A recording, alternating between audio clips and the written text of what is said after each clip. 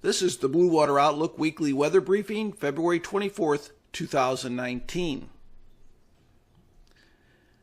Okay, let's start off today's briefing by looking at the jet stream here. And the shading here, the colored shading, shows highest winds and a lot of wind energy, and that's associated with a very strong weather system that moved across the middle part of the nation yesterday, producing all sorts of weather. You can see where it is right now. It's beginning to push into the eastern U.S., sort of clear the weather behind it, but much colder air pushing in and very windy conditions, wind advisories in effect behind this system. But this was yesterday. Look at the wide variety of weather systems around. We had winter weather systems in this area, very heavy snow, blizzard conditions. In this area, we had very heavy rain, up to a foot of rain over the last week. In that area, flooding, severe weather. So this is good signs of both winter and spring, and that's what we get in. We get into late February, early March. We get characteristics of both winter and spring. So look at where the heavy rain occurred last week. Two spots. We had some very heavy rain over the Pacific Northwest. We also had some rain down here in the south central U.S., which is needed. But by far the heaviest rain across the nation was over the parts of the Ohio, Tennessee River Valley, southeast U.S., lower Mississippi region. If you want to see how heavy this rain was, well, here we go. This area in purple was a foot of rain right here through parts of Mississippi into northwest Alabama. Areas of red were over 6 inches of rain. So very heavy rain, and we do have a flood wave coming down the lower Ohio into the lower Mississippi. And you can see all the reports of flooding over the last 48 hours right here. Lots of reports of not just river flooding, but flash flooding due to the very heavy rain. So now that the flash flooding is ended, we are experiencing a lot of main stem river flooding.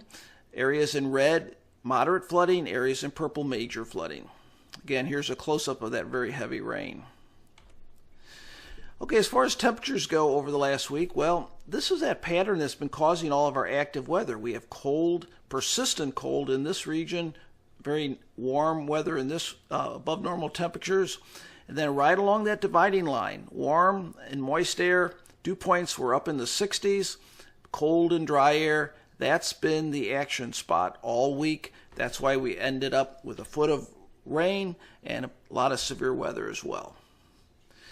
Okay, so looking forward for those weary of winter, well, let's keep an eye on this area right here. This is that dip in the jet stream, and when we look at this right through the next 14 days, we don't see a whole lot of change with this. And matter of fact, if we look at temperatures here for the next 14 days, well, look what we sort of start out with the most significant below normal anomalies in this region, and over time they actually expand south and east, so that when we're getting into the first week of March and maybe even to the second week of March, we have well below normal temperatures over very large parts of the nation. Now, as far as precipitation goes, a couple areas I think we need to pay attention to this week. Even though this looks light here, this is going to be in the form of snow. I'll be talking about that early this week as far as snow depth. We also are going to have enhancement of precipitation over the west coast, generally from Oregon to northern California, and then higher elevations. I've been talking about all the really significant recharge of snow over the Sierras that will continue. And then over the southeast U.S., more rain. There'll be a break for a while, but maybe late in the week, more rain in that region. I wanted to sort of show you the big picture as far as precipitation, and this goes out through March 6th, and just sort of where the areas that are going to be the hot spots are going to be. Well, one, it looks like the west coast, especially Oregon, down into the northern part of California with very heavy precipitation in the form of rain or snow. Second one looks like it's going to continue to be the southeast U.S., and I think this is going to continue a flood threat in this area. By the way, this graphic is an animation of accumulated rainfall or precipitation. And the third is going to be up in this region here. It's not as noticeable, but I do believe this is going to be additional heavy snowfall. Okay, so when we look at the 6 to 10 and 8 to 14 day range here, I wanted to point out here is the 6 to 10 and here's the 8 to 14. So the next 2 weeks, large parts of the nation below normal temperatures. About the only area with above normal temperatures look to be the south central and southwest U.S., and then Florida. As far as precipitation goes, it looks like the 6 to 10 day, it looks like California is going to continue to be busy. This is that system over the southeast U.S. Here's week 2, California again busy. That could be a bit of an El Nino type pattern as we look forward.